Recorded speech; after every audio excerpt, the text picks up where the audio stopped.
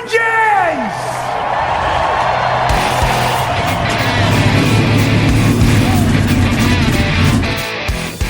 Hit the pace car! What for? Because you hit every other damn thing out there. I want you to be perfect. When I'm driving, I got a guy on the radio who talks to me. It's him. He talks to me. Well, I wanna be a race car driver. Pretty girls eating from my hand, yeah. Wanna live a life of fun and danger. No sweater working for the man, alright.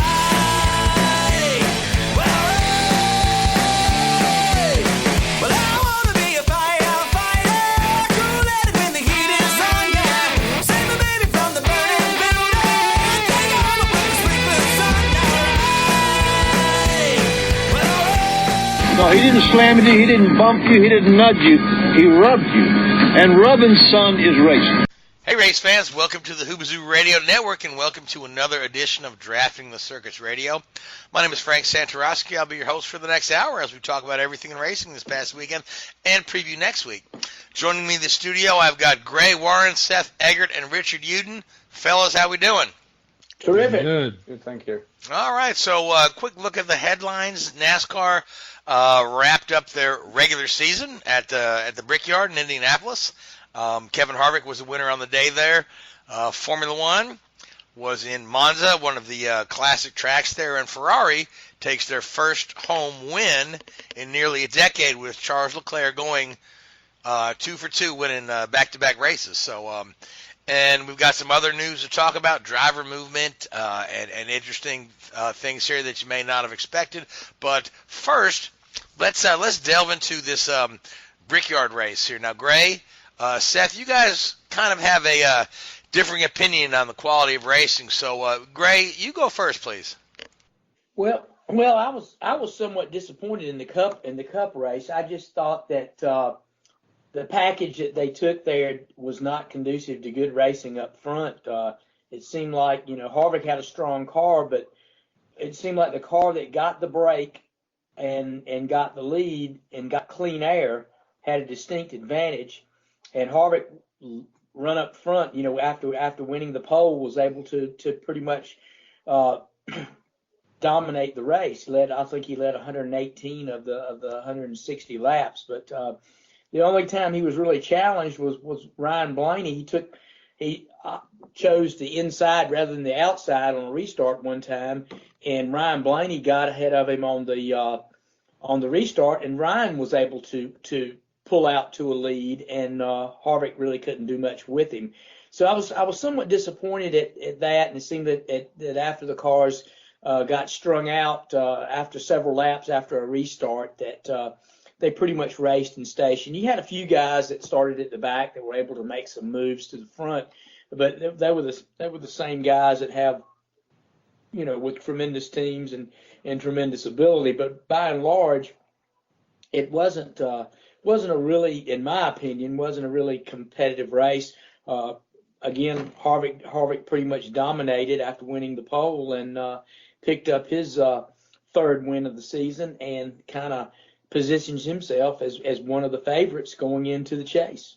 Yeah, certainly. Now, Harvick, his season got off to kind of a bit of a slow start, but he is certainly peaking at the right time here. He's, Yep. we how many weeks did we say, gosh, I can't believe we're this deep into the season, haven't seen a Harvick win, but now we got the Kevin Harvick we're used to seeing there, who's, tough to beat.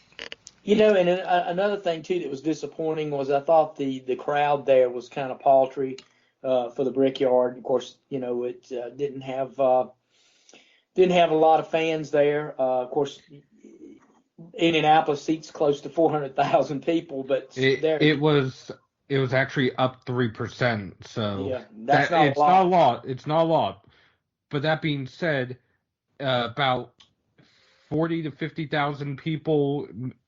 I want to say the cup race was around 60 to 70,000, but still, that many people in a place that seats about 280,000 permanent seating. It's going to look paltry no matter where they place them. Yeah, they're going to get the folks that are going to get swallowed up in that sea of stainless steel when all those are empty. Yeah, so. And it does concern me that they really haven't been able to rebound as much as they'd like with this thing. And I think, too, I'm concerned about the racing that we saw there. That like I said, Seth may differ somewhat, but I was concerned with the racing and then the race moving back to 4th of July in the heat of the summer next year. I'm concerned as to what will what will happen with the Brickyard 400 going forward. I mean, I don't think it's going away, but I just think it's are we going to see the race, the demise of the race further? Yeah, I can't imagine that 4th of July is going to be very comfortable. I mean, I go to the Indy 500 in May, and there are times it's just miserable. Well, I'll tell you what. But again, we're talking a track with with no lights, so it'll be a daytime race, and literally, I find this a surprising move because the July 4th weekend has been Daytona. Back these called the Firecracker 400, and for years and years and years, and that's a traditional date. And they moved it to a night race, and when they moved it to a night race, they found that they had better crowds there. Not that they had crowd problems to begin with, but it's much more comfortable, heat of the summer to run that night race. So I'm not quite sure what they're thinking with this, but I guess we'll find out in a year. It was a track request. Yeah. Well, we'll see what happens. I hope they can market it well and maybe and get it going. I worked the first 15 Brickyard 400s, and I can tell you from experience that of all the races on the calendar, that Brickyard 400 was one of the hottest of the year.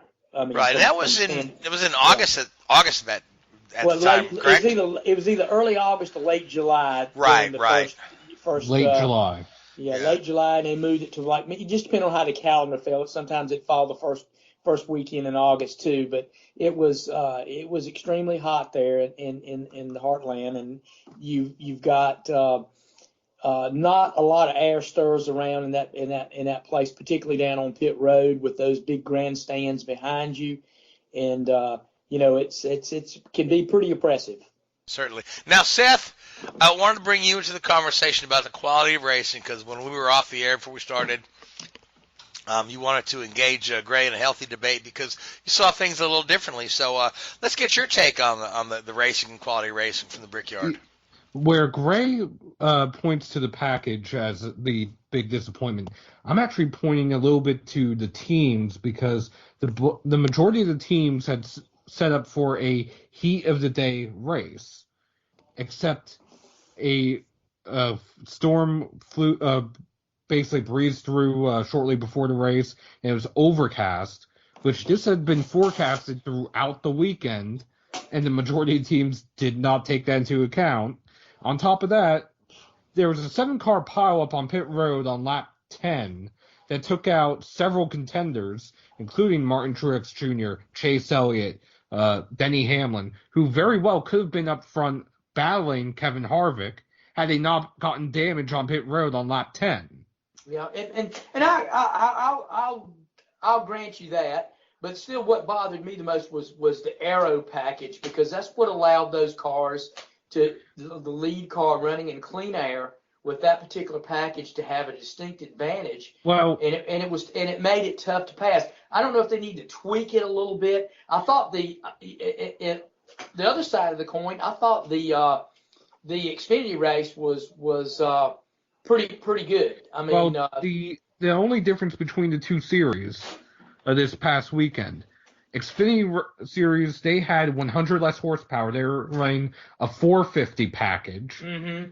And instead of the normal spoiler, they were running the super speedway spoiler with the dog ears. Mm-hmm. Those were the only differences. And that could have been a big difference too. And I don't know. And I've debated this with my friends. If they would have had a little bit more engine, what was the package that the Cup used? I believe they used the 550 package. Right. So what's the other package? Is it the it's 750 for Cup, the other package. Right. This is the only time during the year, at least for the Xfinity series, where they run a lower horsepower package, which in this case it was the 450 package. And a little bit more horsepower. It's hard to say. I mean, it's a crapshoot. NASCAR does what they think is best, and there's always unintended consequences. I realize that. But like, that's what I'm saying. Just maybe a tweak here and there, maybe extra horsepower, a little tweak with the spoiler, anything to bunch them up a little bit. That's just what I personally like to see. Well, as you say, Harvick ran away with it. I'll give you that, like how you're giving me the wreck on pit road. That being said, of those who wrecked on pit road, Chase Elliott was able to climb back up to 9th after falling a lap down. Bubba Wallace was the story of the weekend, running 3rd. He had a chance to possibly sneak away with a win there. William Byron climbed back up to 4th. Right. Denny Hamlin climbed back up to 6th. So there was a lot of movement within the pack. There was. The problem more so was when they got side by side with this package, especially the car on the inside. If the car on the outside was just ever so slightly ahead, evidenced by Jimmy Johnson, the car on the inside would break loose going into the corner and wipe out either himself or several cars. Yeah, and it was several incidents like that. And another thing too, though, the racing is similar at Pocono, where the cars tend to run in station. They run very close to the same speed, and it makes it tough. And granted, we had some guys make some movement. They also used some good strategy to get it. And of course, Bubba Wallace used good strategy to get near the front, and he was able to maintain and stay in the top 5 for the last half of the race. Well, just to backtrack a little bit on that, Bubba Wallace, off the truck, he was confident the entire weekend from what I've read. Yeah, had a good car. He was 5th fastest in the opening practice, which the opening practice had the same exact weather as the race itself. Mm-hmm. But good for Bubba though, because man, he's been needing a really solid result. Well, good for that team. Good for the whole team, exactly. Yeah. So, but let's talk about this wreck with Keselowski and the angle of the wall where the road course enters the track there. It's coming out of turn 1. Isn't that actually a runoff area for the road course? Because but I mean, the reason that the wall is open is that's where the safety vehicles can enter the track. So otherwise they'd have to go, 2.5 miles around to get to wreck. So that's, like sealing that whole thing off is not possible. But Keselowski was very critical about the angle of that wall and where it is at the end of the safer barrier where they've got the tires there. But I can only recall a few instances where I've seen somebody strike that in quite that angle. I remember Chase Austin in the Indy Lights 2014. Yep. Mm-hmm. Where was Dixon's wreck a couple of years ago? Wasn't it in the same general area? But Dixon's wreck was beforehand. Right, but he flipped into and over that same barrier, right? No, that was right on that was on the backstretch, I think. It was in short shoot. Right, yeah, going towards the backstretch, yeah, but it wasn't. I thought he was on the. I thought it was coming off 4, but. Right, but he was on the outer wall rather than the Keselowski hit that inner wall. Well, that's what didn't Dixon come down and hit the inner wall? I mean, part of the tub hit the inner wall when he was somersaulting. I'm talking about Dixon's wreck in the Indy 500 2 years ago. I thought it was the outside wall where he hit. He hit the inside wall. He landed on the inside wall. Okay. Captain Evans drove under him on the access frame. Right. Yeah. And it was coming off 4, I believe. I think in the short right coming off 4. Anyway, so let's moving on. Yeah. So Brad was not quite happy. His car was kind of stranded. He you want to say he got out of the car? It looked more like he fell out of the car. So if you watch it, now I have read since then they are looking into trying to come up with some sort of temporary safer barrier that they could install in that area. And when I say in that area, I mean at about a similar angle to what the tire packs are at, because if they were to do it at the natural wall angle that they have, if someone spins into that, they're going to hit a 90-degree angle that if anybody remembers the Mark Martin wreck when he spun on the pit road and speared the pit wall, that's essentially what would happen. Yeah, that was at Michigan, was it not? Yes. Yes. Mm-hmm. Yeah, and I've seen. Oh, go ahead, Richard. Can I raise the point here? And I'm being, what was if that had been, I don't know, Landon Castle that had that accident, and he said, "Oh, we need to move that wall." Would anybody have listened? It's just because it's Kozlowski. I agree with you on that. Speaking of Landon Castle, real quick, he had a hellacious wreck of his own. Something broke on the car, and he pounded the outside wall. For the second year in a row, the roof buckled on his car on impact. Oops. At Indy. That ain't smart. And I tell you what, it's hard to prepare for every eventuality. I mean, that's why in a sport that's advancing all the time, you learn something from every accident, and it's hard. And now that they've seen this is a possibility that it can happen. Now they can correct it, but you can't.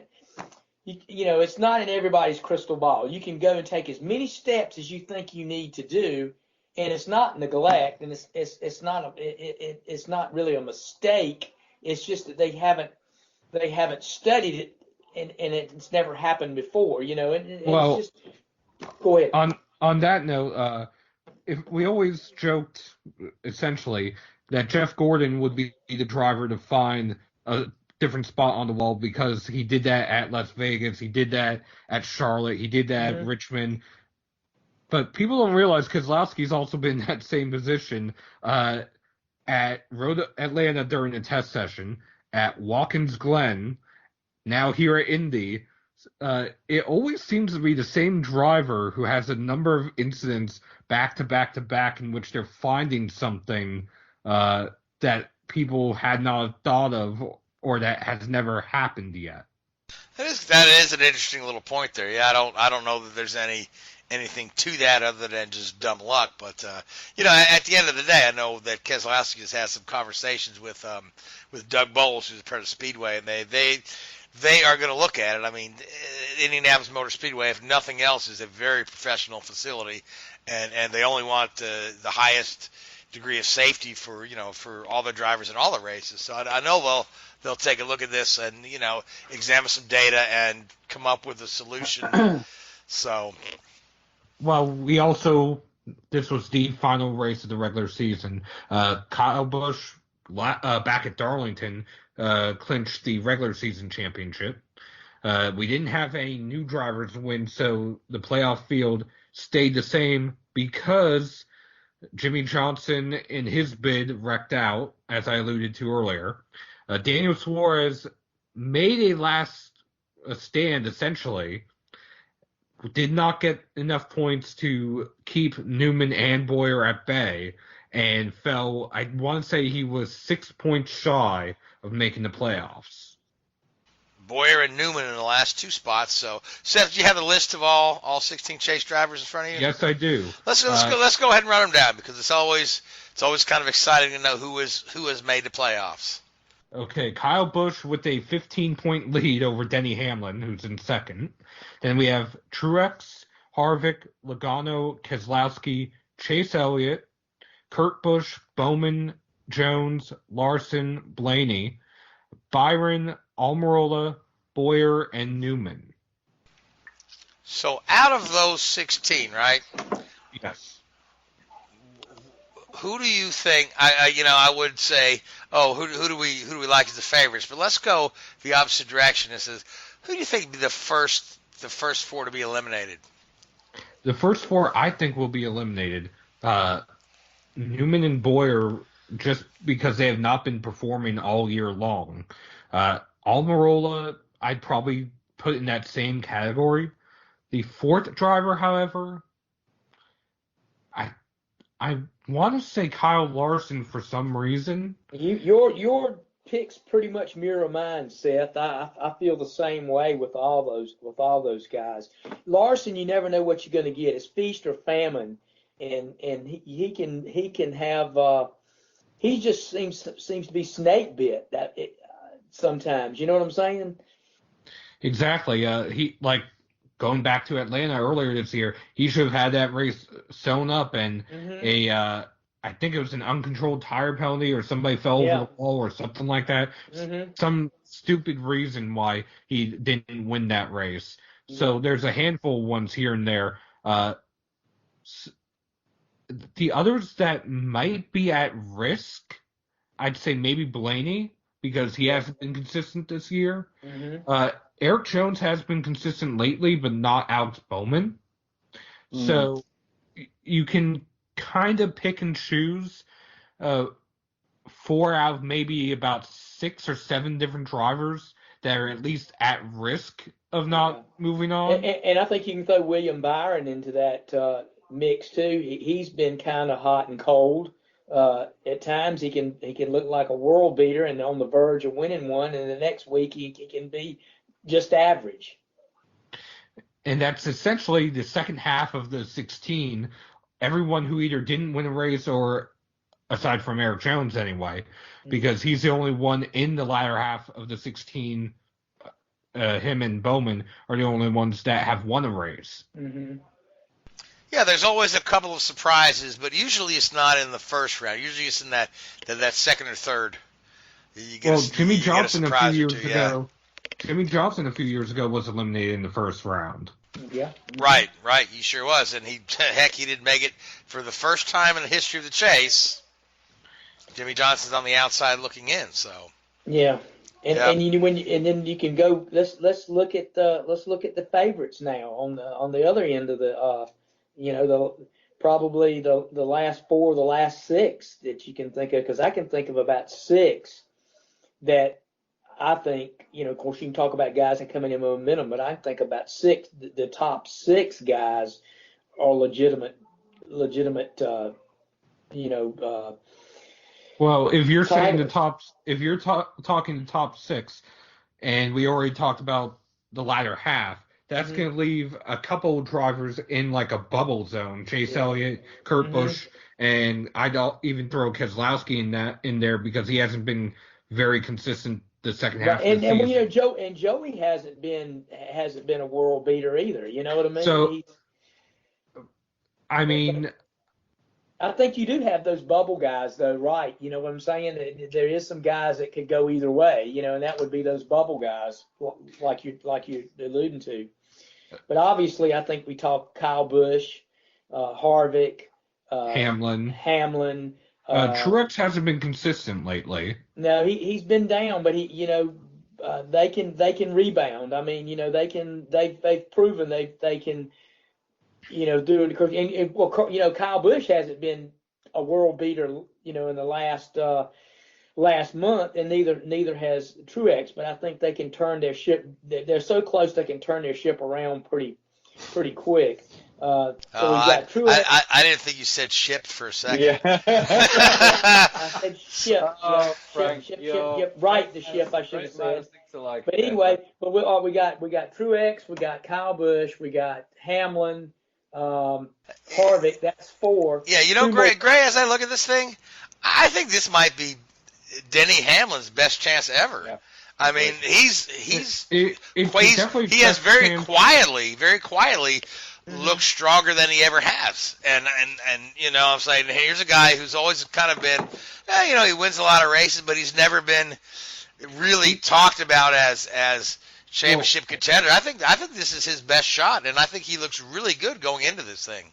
Well, Hamlin is often touted by some members of the media as the best driver in NASCAR to never win a championship.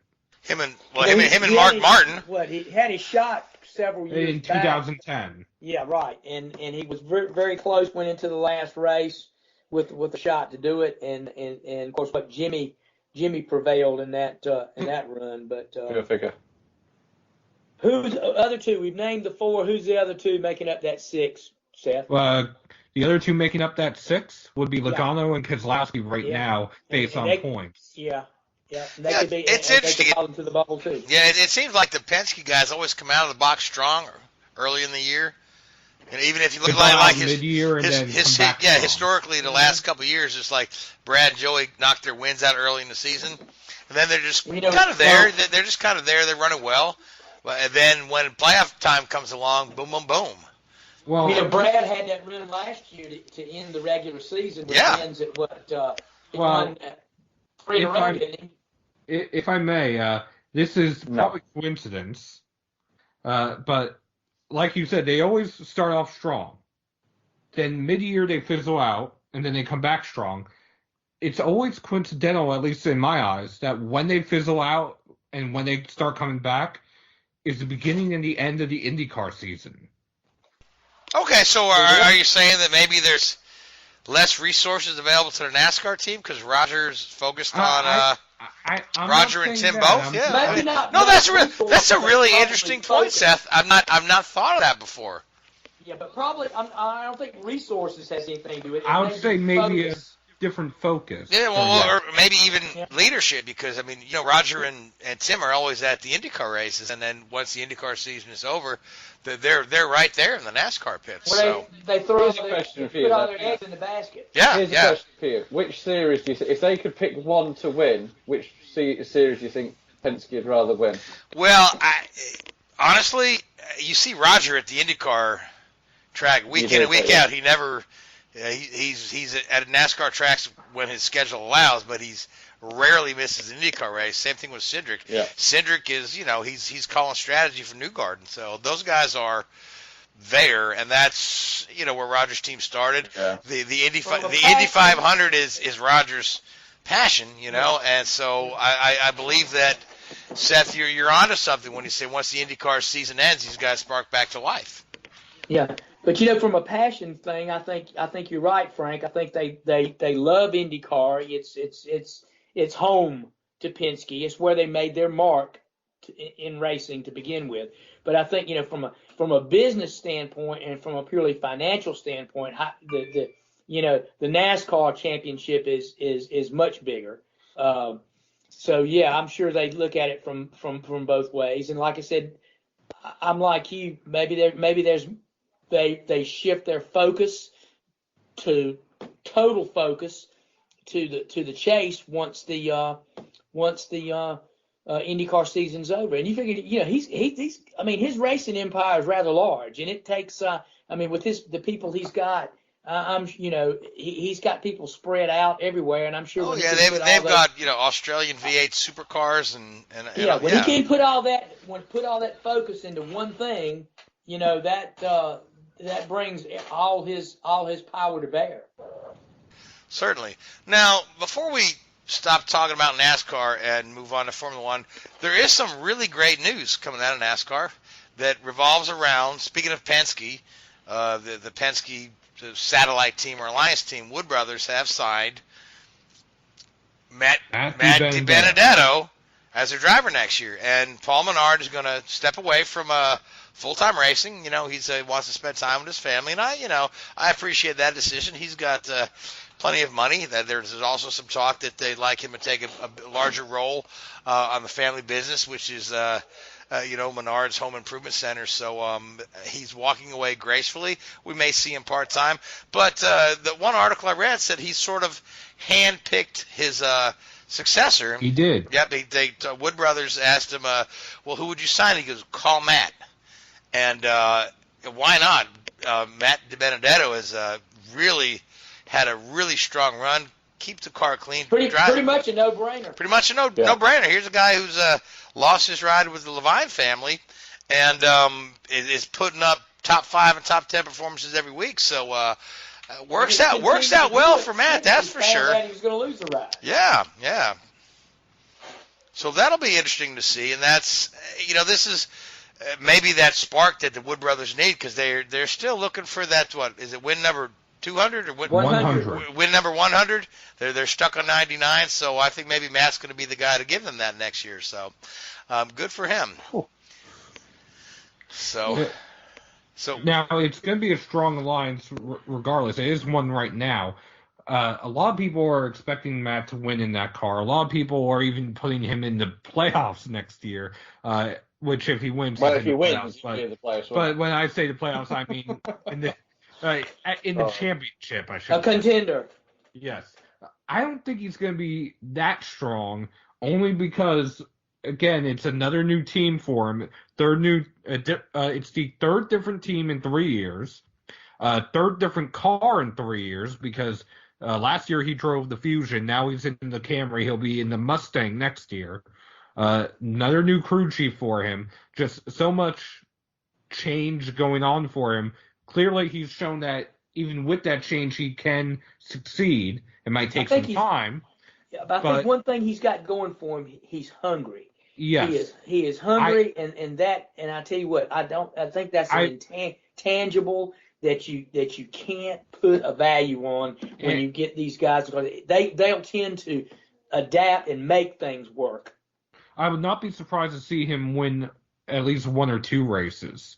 That being said, I don't see him being in the championship contending field. Yeah, I mean... Well, honestly, Seth, it's a little early for us to talk about next year when we haven't settled this year's championship. But at the same time, you've got to agree, this is... well in that car. Yeah, this is the best situation he's been in career-wise. I mean, things could not have worked out better for him because he looked like... 2 weeks ago, he looked like he was going to be unemployed journeyman driver again. He was still going to be unemployed until Monday this week. Exactly, that's what I mean. He looked like he was going to be unemployed, but now he's got the opportunity of a lifetime. And I did, like Gray said, the young man is very hungry, and he's also very talented, and I think he'll adapt quickly. Yeah, they may have some growing pains early in the season, but if nothing else, NASCAR is a long season with a lot of opportunity to learn and grow and learn your team. So, I got a question for Seth. Have you heard anything whether they plan to give Christopher Bell a start in a cup ride in one of these last 10 races this year? Have you heard anything on that? I have not, and if they were going to, it would have to be in either a second LFR car or in a car that is, say, Rick Ware Racing, quote-unquote, like how Stuart Haas did with Cole Custer last year, or even a quote-unquote Carl Long car. Right. And the only reason why I'm saying that is with the charter system, you cannot have a 5th car for a rookie. Yeah. Well, I know how some of these teams do. In the final race, they'll find or help find a ride and kind of backdoor fund it to a degree, or to get that kid a little bit of an experience before we throw him to the wolves next year.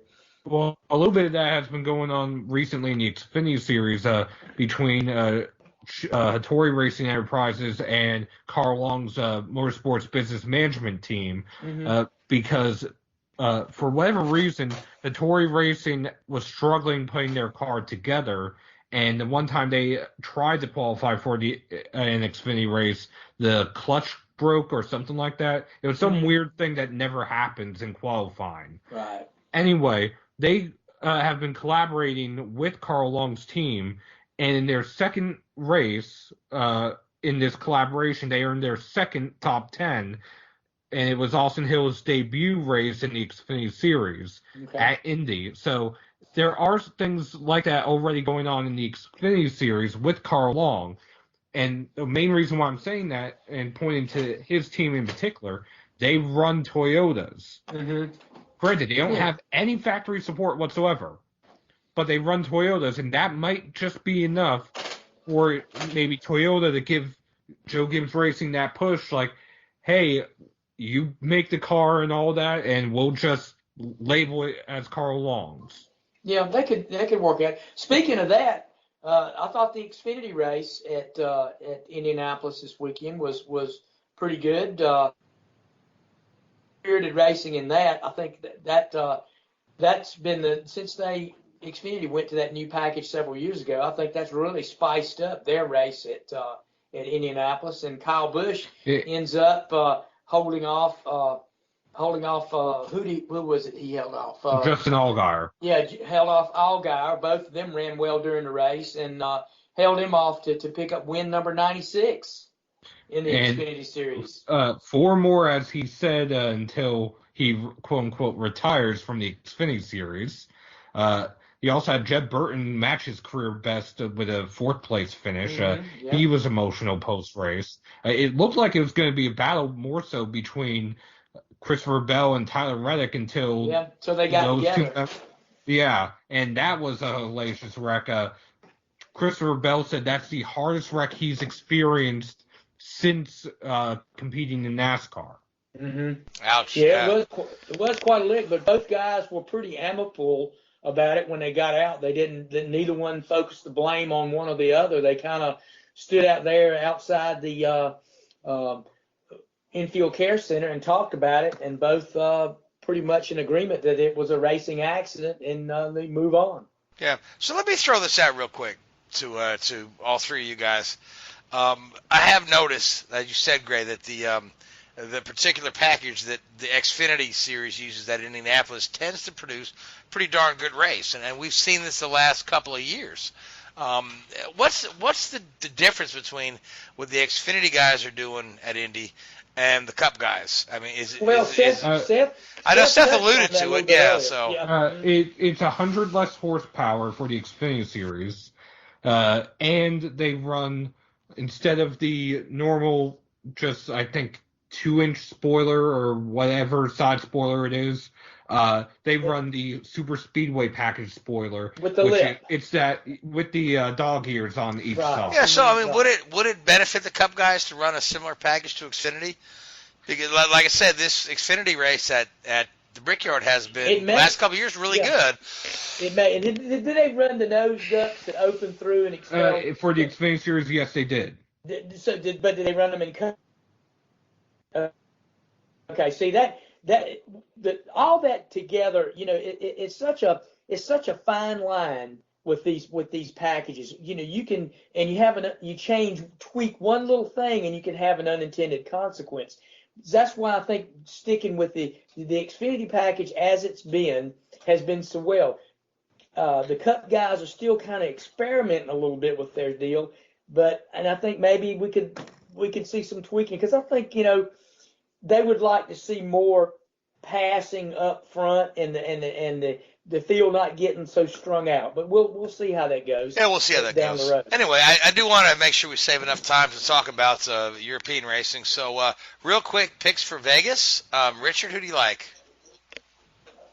Picks for Vegas. I mean the NASCAR race, not the blackjack table. I mean, I'm gonna. It could be Jimmy Johnson. How stupid would that be? That would be typical, wouldn't it? If he goes out there and wins, that's the sort of stupid thing that the sport is, isn't it? Sure, yeah. Okay, Seth. Well, you went with Jimmy Johnson. I'll go with one of his teammates, Chase Elliott. He got hot last year in the playoffs, especially on the 1.5 mile tracks. So why not? Why not? And Gray? Kyle Busch. All right, and I'm going to go with Brad Keselowski. He's always ran well at Vegas, and again, so we'll just have to see how that goes, man. Who's going to punch their card to move on to the next round. So, Formula One at Monza, one of the classic tracks. Prior to the Formula One race, Richard, we had this very scary-looking crash in the Formula 3 race with Alex Peroni, where he hit the sausage curbs and pretty much vaulted the car into the air, over the fence or landing on the fence, and then, to my surprise, he hopped on out of the car and walked under his own power into the safety vehicle. There wasn't an ambulance right there, but then it turns out he's got fractured vertebrae, and the only thing I have to ask myself is, wow, why were we not?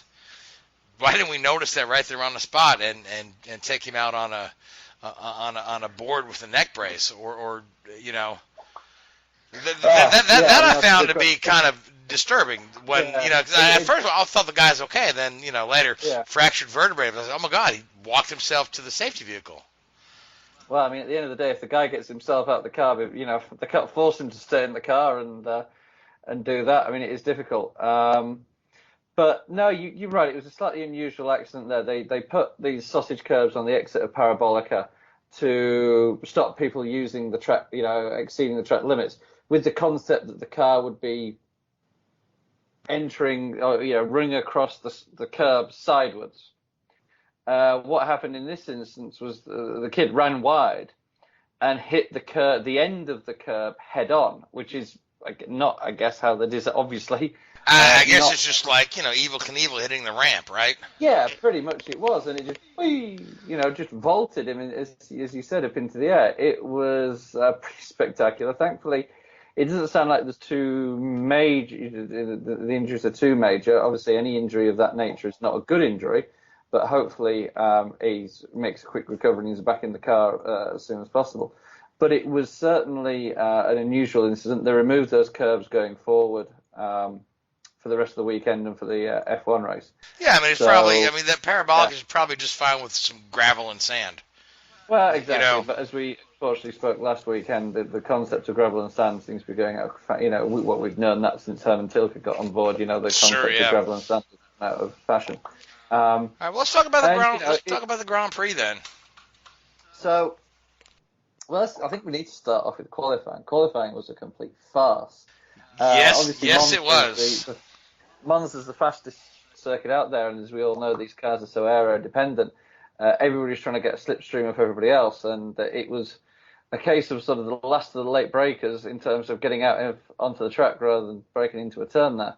And what we saw was all the cars jostling for position, nobody wanting to be first on track. And in the end, nobody was first on track because they were all too slow to make the time for the start of the race. So all a little bit silly and avoidable, I think. Right, now, weren't there a couple guys holding up guys behind them?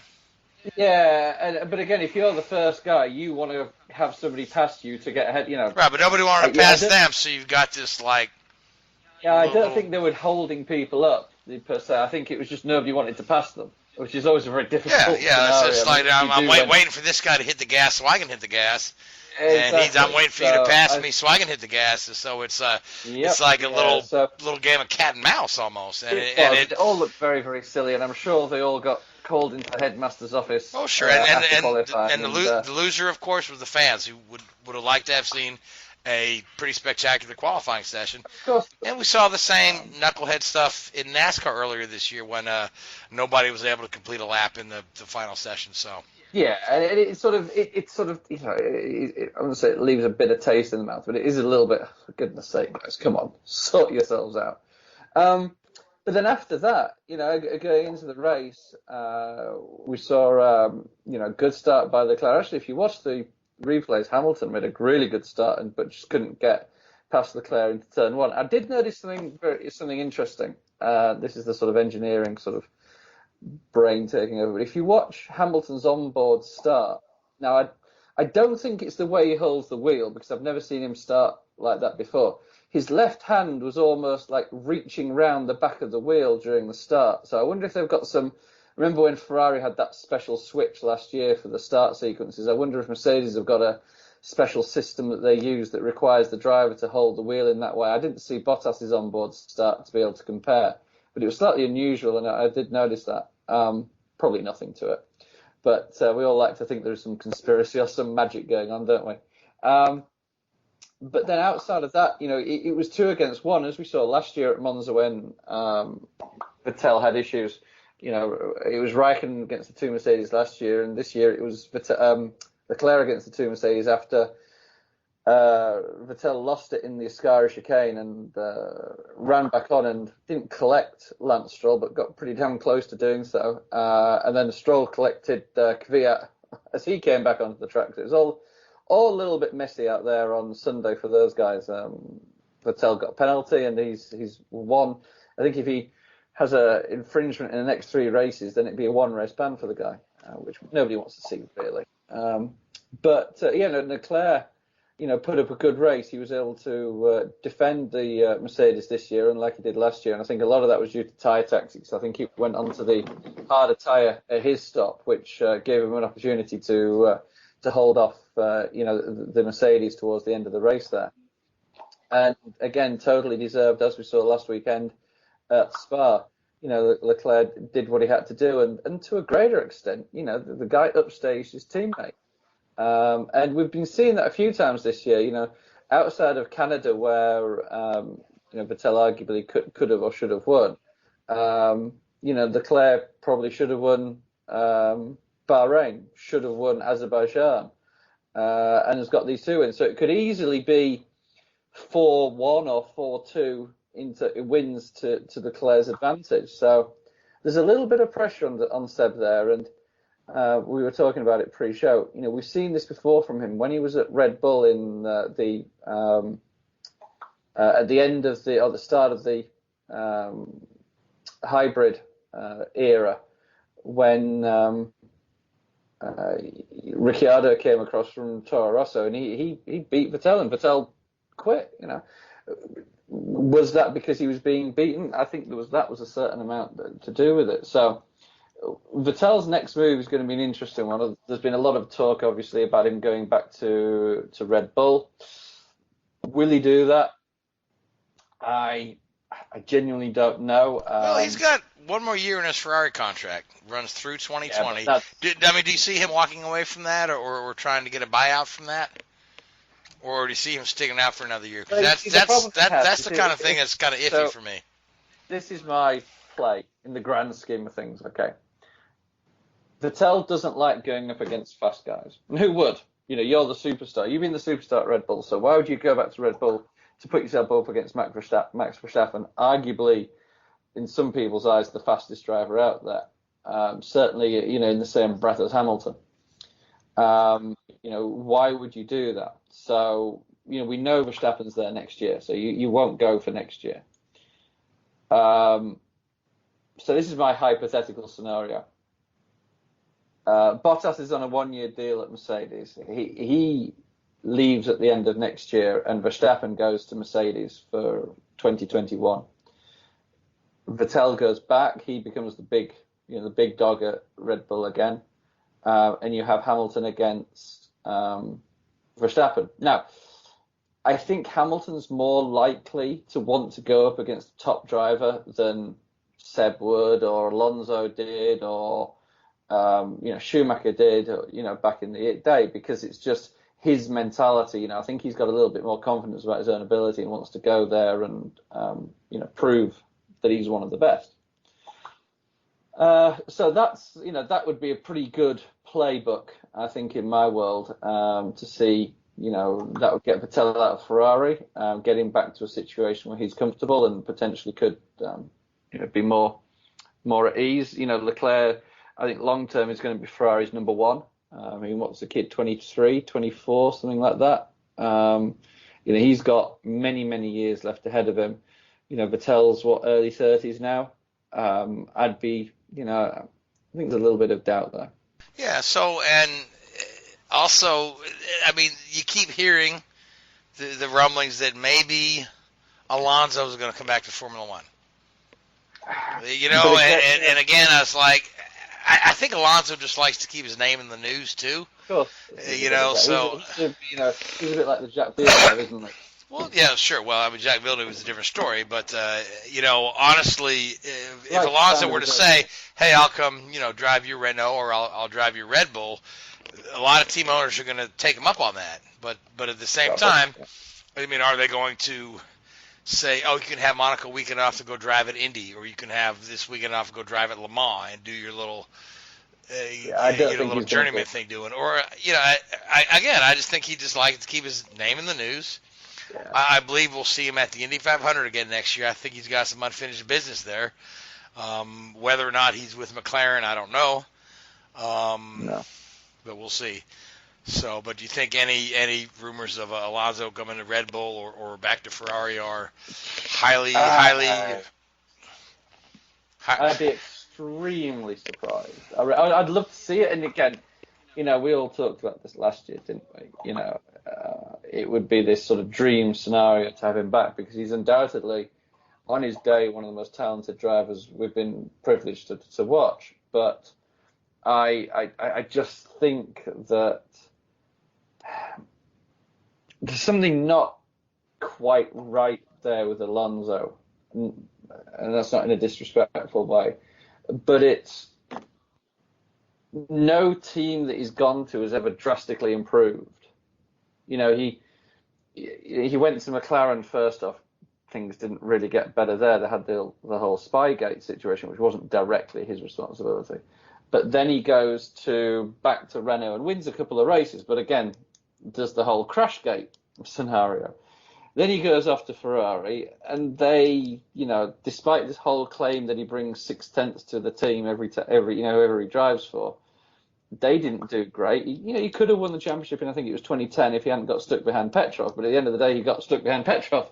And then you look at, then he went back to McLaren, and I know they're in a very, very difficult situation. But arguably, when you're in that difficult situation, that's when you need a guy like Alonso to step up. And, there's no doubt that at times in the last few years when he was racing, he was driving, by the seat of his pants. But, again, you look at some of his career decisions and you do have to question them. So I really don't know. I'd love to see him back. I'd love to see him be competitive, and I'd love to see him go toe-to-toe again with some of these great drivers, because there's no doubt he's been one of the last, one of the best drivers in the most recent generation. But I think there's something missing there. All right, fair enough. Now, we've got a few minutes left. Now, your old employer, Williams, has been in the news, and not in a good way, with posting huge financial losses for the last quarter. So, what can you enlighten us about there? I mean, are they in trouble to the point where maybe the team's going to be for sale, or? This is the difficult thing about Williams, is to a greater extent they're never going to be for sale. Frank would never sell the team. He will take investment, but Frank will never sell the team on his own back. I don't think the financial results are as bad as they appear, and the reason they're not good.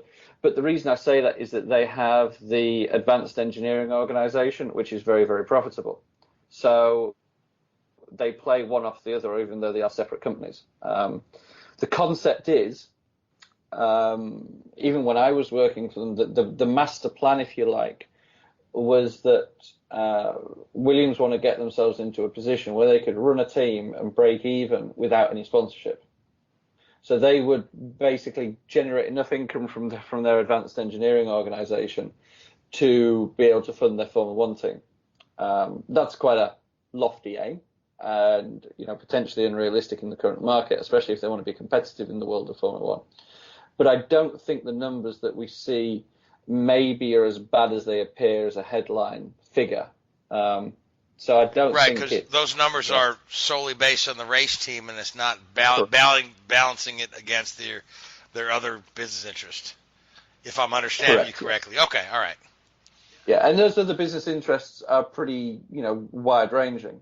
They're doing a lot of work with a lot of other organizations, both inside and outside of other racing series. Okay, well, fair enough. Yeah, my understanding is that they run the Jaguar Formula E team on behalf of Jaguar, their advanced engineering group. I may be wrong in saying that, but I think either they run it or they have a very, very close link to them. Okay, and speaking of Formula E, Mercedes announced their Formula E team earlier this week. Seth, who were the drivers? See, I put Seth on the spot here. Van Dorn's one of them, and Nick de Vries is the other, I think. Right. So now, if you look at the press release, Nick de Vries' poor kid looks like a Barbie doll. It's not the most flattering photograph of the kid, I must say.